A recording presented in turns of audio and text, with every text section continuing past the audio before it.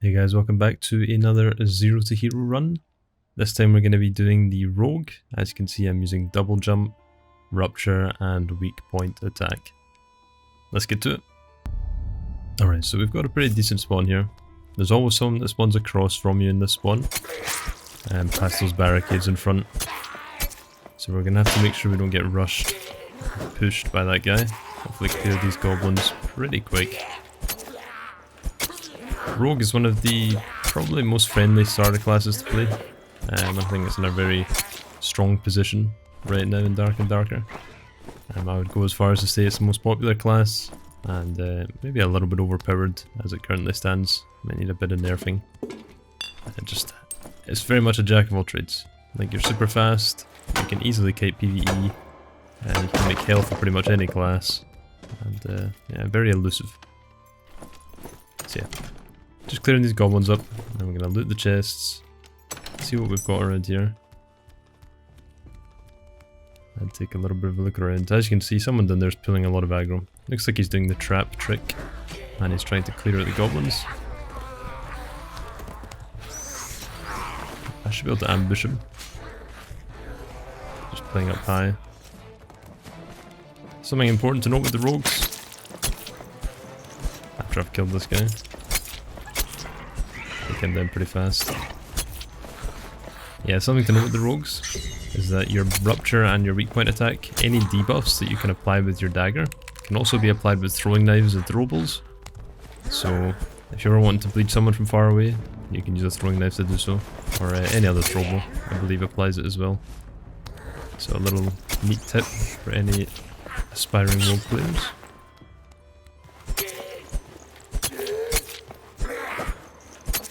Finish off these goblins, and we've got this whole massive area to ourselves now. If you spawn here, it's a very good idea just to clear this whole area out. Either use the traps, clear it yourself, but it's got so much loot in it, and it's very much worth clearing early on if you can.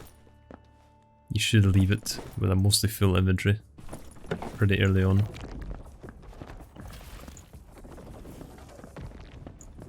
Warlock trying to cause a little bit of trouble.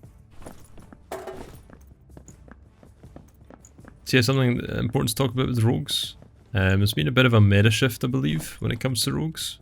So normally rogues would take sneak, and they would kind of build their whole build around going invis and jumping someone.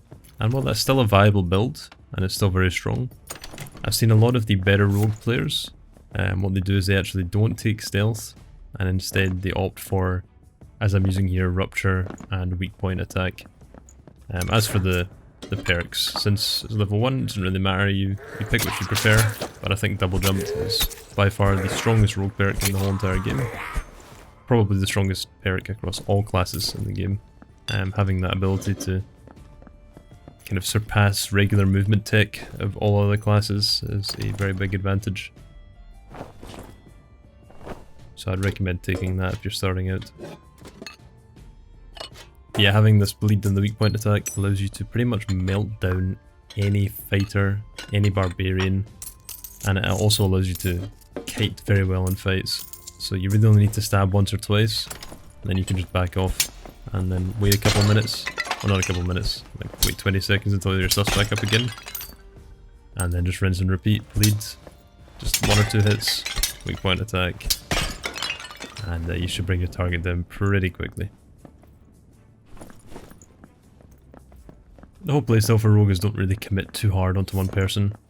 If you're having to commit for more than like 3 or 4 attacks, you're probably going to die, so you want to be hitting and then getting evasive afterwards. As for PvE, since it's one of the fastest classes in the game, if not the fastest, you can literally just hold S and just backstep constantly and keep stabbing at the head. And you should be able to deal with most mobs in the game. Very lucky to find some Lightfoot boots here, makes us even faster.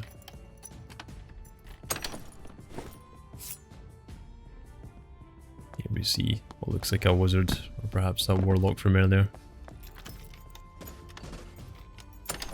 We're pretty stacked now, so we're going to play mostly evasive, and if we get a good fight then we'll take it. believe we did have some good PvP and PvE in this run, so... As you can see, as I mentioned earlier, after clearing this whole bottom floor, my inventory is pretty much full.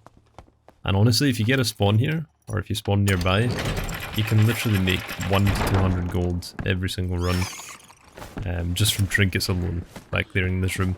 It's very much a good way to farm fast in the Goblin Caves, if you learn how to do it.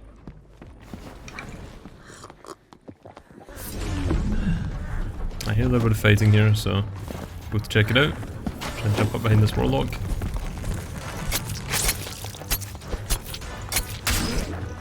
I'm being very annoying, crouch spamming, and yeah, eventually bring him down. I committed a little bit too hard on that guy. I probably could have stabbed and ran away, but since it's a warlock, I didn't really want to give him much space, otherwise he'd start casting spells on me, so... Just wanted to stick close and take him down.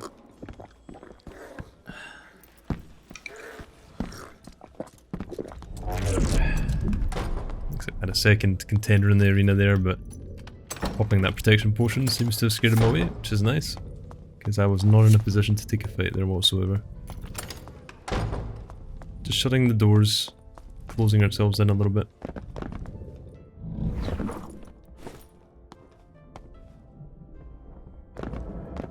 Found that campfire earlier on, so gonna put that down and try and rest. Get most of our HP back if I can. Got a very nice ring from that warlock. Super good. And yeah, just a brief moment of respite from the dangers of the Goblin Caves.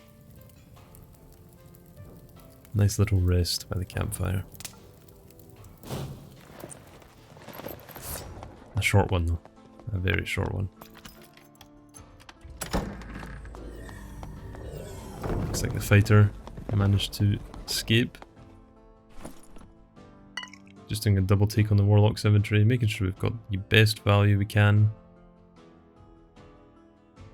If your inventory's full and you find more trinkets or you kill someone with lots of stuff on them, it's always a good idea to go through your trinkets and drop the ones that are cracked and replace them with higher tier if you can. Just kind of min-max your value.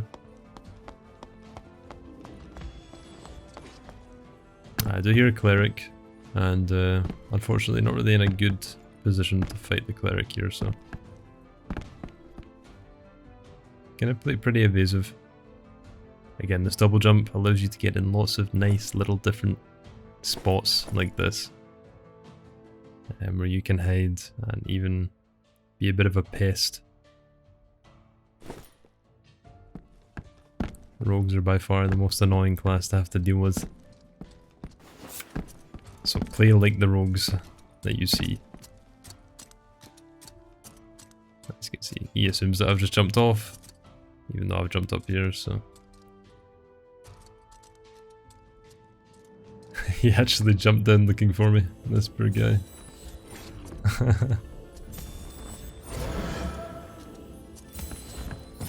Here you can see I'm using the throwing knife to apply bleed and weak point attack.